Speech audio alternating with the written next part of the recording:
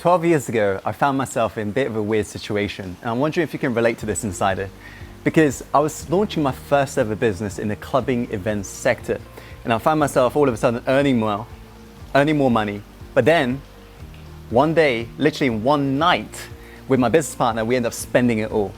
And over the upcoming months, the same habit just kept on happening. And back then I thought it was a money spending habit that was causing this issue. It turned out it wasn't, because I kept on repeating this same habit of self-sabotage. Little did I know back then, it was an internal belief about money that was actually holding me back. And if you've ever found yourself in a position where your money is always kind of fluctuating around the same area over and over again, and you're not really, 10xing wherever you are right now, I want to pay close attention, because there are these free money beliefs you got to let go in your life that may be holding you back. And by the way, if you're wondering where I currently am, I'm currently in Koh Samui, Thailand. As in the next couple of days, we're currently planning for this, we run this once a year luxury breakthrough retreat, and it happens out here.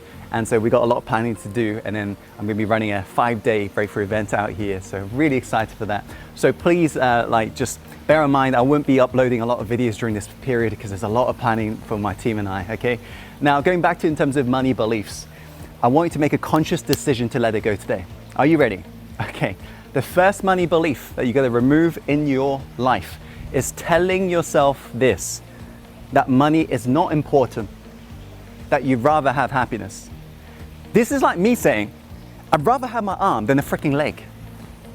Why can't you have both, right? People use irrelevant comparison in regards to money because realize all money is a magnifier, an amplifier of who you really are in the first place. Because think about it, are there douchebags with money? Yes. But are there warm, kind-hearted people who donate a lot to charity with money as well? Yes. All money is energy. It amplifies who the person is in the first place. So you've got to understand that. And realize if you're telling yourself money isn't important, realize everybody who says that particular statement doesn't have any in the first place. That's the absolute truth. So realize that we use money as a tool that essentially to exchange our energy to each other. We live in a money world because it's much easier to basically use money compared to what we used to use for exchange back in the past, right? That's all it really is. And we have attached so much meaning to this bit of paper. And if you aren't careful, you're going to be subconsciously brushing it away. You're going to be literally self-sabotaging yourself. It's almost like me trying to get great at playing the guitar, but deep inside, imagine if I hated guitarist. Do you think I've got the chance of becoming a world-class guitarist if I deep inside hate guitarist? Definitely not. Why? Because I've got an internal, deeply rooted block. Making sense? So that's the first limiting belief to get rid of in regards to money. The second is believing you need money to make more money. If this was the case, then you wouldn't essentially get self-made millionaires. And I'm not talking about those who've been lucky enough to have investors getting involved and investing tons into their startup business. I'm talking about true self-made millionaires. Those who have literally made it happen from zero. You got to understand this. You don't need money, you need a better strategy. You don't need money, you need a better strategy. Because all money really is an exchange of value. So if you can create some form of offer to somebody whereby the value of that offer far exceeds what you would have put down in hard cold cash, then you would be able to get what it is that you want without actually utilizing money. Here's a quick example of this.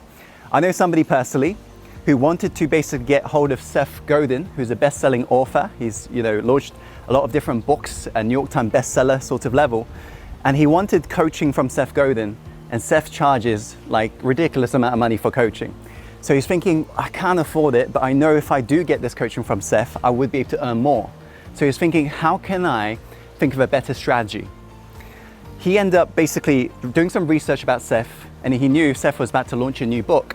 So what he ended up doing was he ended up spending a lot of his time trying to craft all of these Instagram posts, and he created in total about 50 different posts, and he sent it to Seth's team and said, I know Seth's about to launch this new book. What I've done is I've created all of these social media posts that you can use not only on Instagram but on Facebook, and you can have it free of charge. So he led with value. What ended up happening was they were so impressed with these social media posts that they used that can be used to promote his new book that they said, hey, Seth is around your area and he would love to actually catch up with you for lunch. And so he ended up getting what he truly desired and he paid nothing. And as a result of that coaching, of course, he was able to get more money by actually getting more strategies from a mentor. This is the power of understanding this.